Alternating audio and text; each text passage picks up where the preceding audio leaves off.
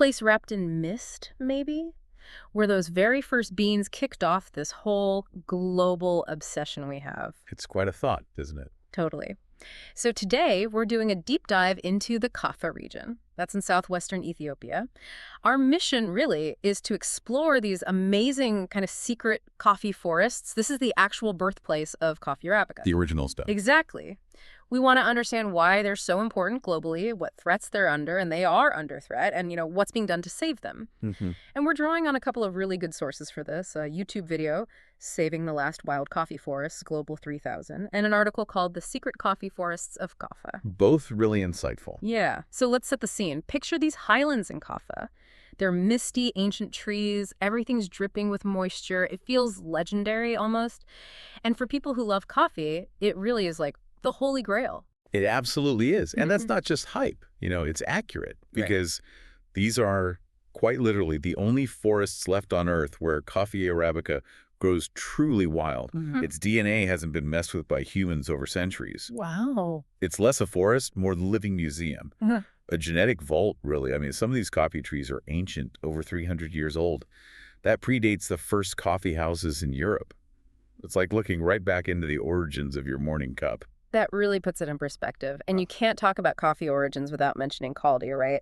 The goat herder from the 9th century. Right, the legend. The legend. He supposedly found out about coffee's power right here in Kafa after seeing his goats get weirdly energetic. Yeah, eating the berries. Can you imagine just watching your goats suddenly start dancing on their hind legs, as the story goes, after munching these red berries? Well, whether that story is literally true, word for word, it really captures Kafa's importance, historically and culturally. It's not just where the plant originated, it's the undisputed birthplace of the buzz, where our global coffee habit really sparked. The birthplace of the buzz, I like that. Yeah, it's where the plant and its huge impact on us are just completely tied together, still are, today. Okay, so the legends are fascinating, but what about now? Let's talk about the people living in Kafa today. People like Aragos Ago. Their lives are still totally bound up with these forests, right? Absolutely. For the folks in Kafa, wild coffee isn't just some plant. It's the main way people make a living, their connection to the wider economy. And there are actually really strict traditional rules about who gets to harvest it and how much. Oh, interesting. Yeah, so someone like Aragosa Ambo, she harvests maybe around 300 kilograms of wild coffee a year.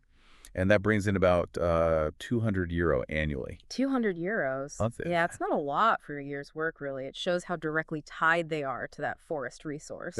Which makes me wonder, though, if the economic return is relatively small, what's the deeper importance of the forest to them? Is it just about the beans for income, or is there more? Oh, it's much more. Yeah. And it's this fascinating loop. The coffee plants themselves, they absolutely need the forest. Yeah. Take them out of that environment, and they get sick, they die. Okay. But it's bigger than that. The Kafa forest creates that whole unique microclimate.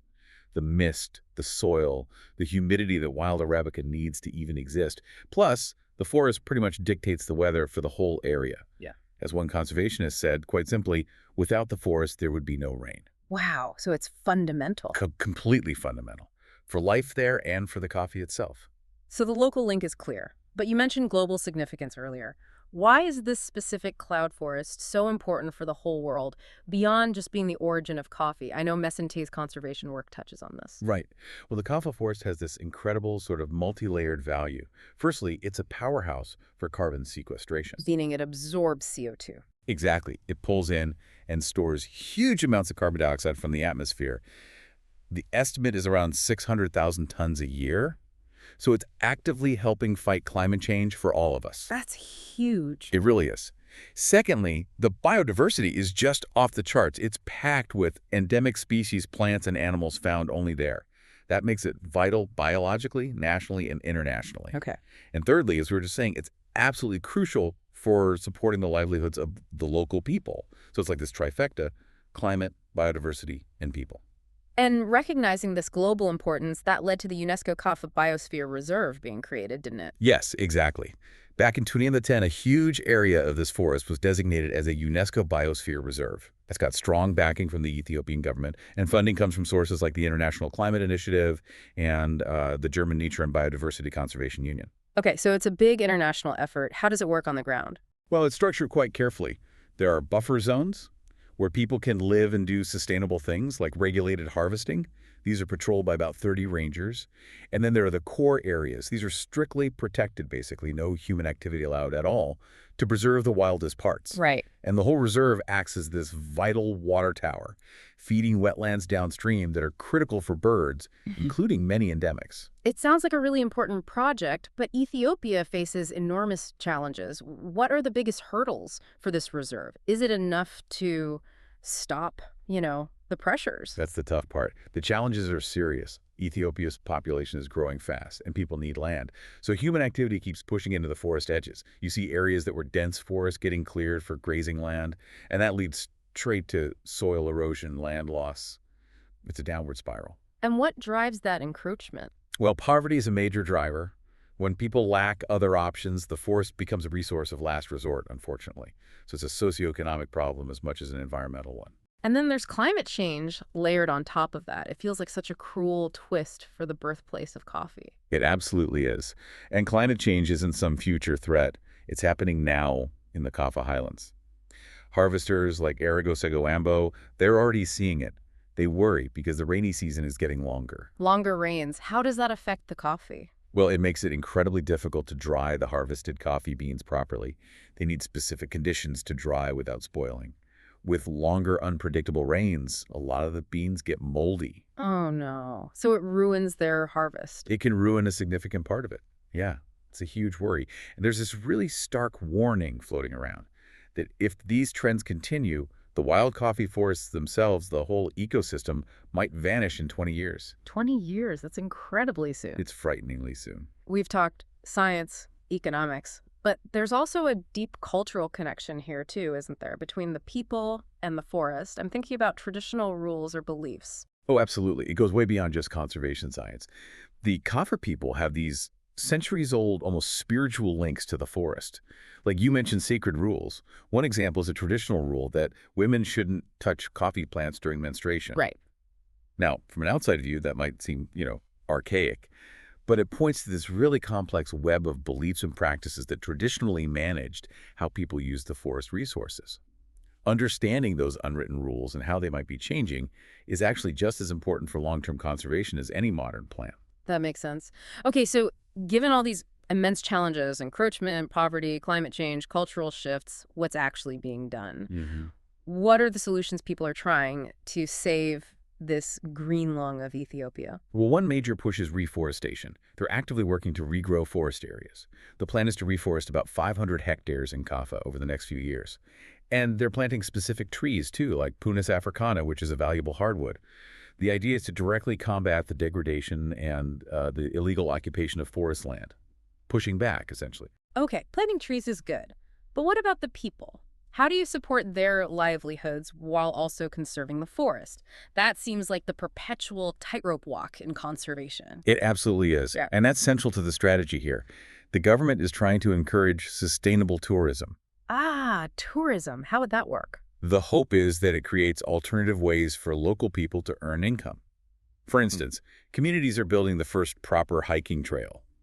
The idea is tourists might come, hike, experience the forest, and crucially, buy coffee directly from the local producers at a fair price. Okay, direct benefit. Exactly. The main goal, really, is to help local people see that protecting the environment isn't just some abstract good deed.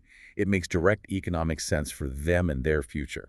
And the urgency for Ethiopia as a whole, it sounds pretty critical. You hear about drought, deforestation. Is the Kafa forest really that central, that green lung? What happens if it is lost? It really is that central. Ethiopia, sadly, has lost a huge amount of its forest cover over the last 50 years, something like almost all of it. So the Kafa cloud forest isn't just a forest, it's one of the last significant ones. Calling it the green lung is accurate. Losing it would be devastating for the country's climate. It would worsen droughts, accelerate soil erosion. It could genuinely be the final straw for a nation already struggling with these issues. And do the local people understand this, how high the stakes are? Oh, absolutely. There's a very keen awareness among the local population that their future, their children's future, really depends on that forest staying healthy and intact. Beyond the serious stuff, the conservation. Let's talk about the experience. If someone could go to Kafa, what kind of unique things could they actually do or see? Things you just couldn't get anywhere else. Well, this is where it becomes truly magical, I think. Imagine you could actually go out hunting for wild coffee berries with Kafa tribal gatherers. Really? Like foraging? Yeah, following them through these misty, dripping forests, searching for those bright red cherries hidden in the undergrowth, stuff that's never been cultivated. You could take part in an original coffee ceremony. And this is a ritual that hasn't changed for centuries. What does that involve? Roasting the green beans right there over an open fire, the smell. Then grinding them by hand with a special ceremonial pestle, brewing it all up in a traditional black clay pot called a jibina. And you drink it pure. No sugar, no milk, just this intense ancestral flavor. Wow. You can even taste the raw coffee cherry pulp. It's sweet, slightly caffeinated.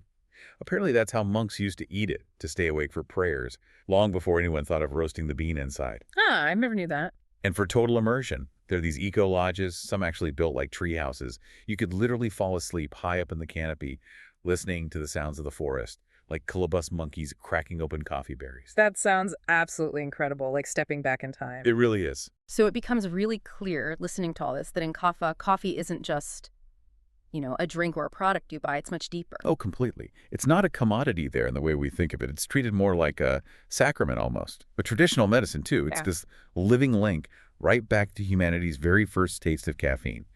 And tasting it there at the source in those wild forests, it gives you a profound understanding of why the world got hooked. It definitely changes how you see your own coffee cup. So we've taken quite a journey today, deep into these mist-covered Kafa forests in Ethiopia. We've seen their incredible history as the birthplace of coffee, their vital role ecologically soaking up carbon, housing unique life.